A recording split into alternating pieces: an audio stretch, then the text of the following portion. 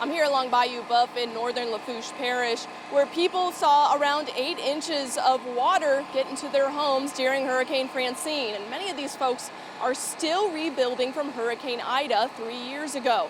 And a lot of them are voicing their frustrations with some of the flood mitigation infrastructure. Down Highway 307, several homes in Kramer are still sitting in water 2 days after Hurricane Francine moved through. They say after Hurricane Ida, the levee along the lake was raised, but now Bayou Buff is bringing water once again. Of course, I've been living here for 75 years, and for Ida, I know we had the storm surge, which came from Lake des Allemands.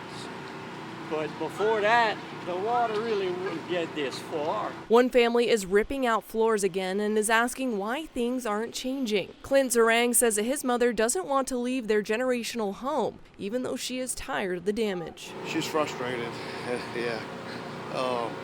For Ida, we had about 2 feet, and it wasn't as bad, but we had about still 4 or 5 inches throughout the whole house. So now we're ripping baseboards, flooring, all our bottom cabinets. Families right next to the bayou say that the larger sandbags were not set up until the day after the storm, after mud had already rushed into their homes. Congressman Garrett Gray has traveled down the bayou to meet with folks to hear their infrastructure needs. In Hurricane Ida, a couple that lived back here for 50 years, that they had 3 feet of water, 4 feet of water in their home, and they wouldn't leave because it was their home. And you've got to understand that that's how people view places like this.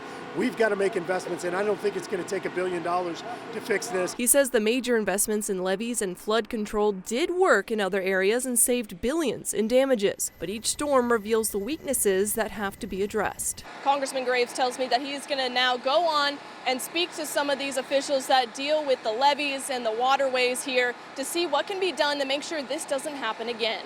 In Lafourche, I'm Shannon Hecht.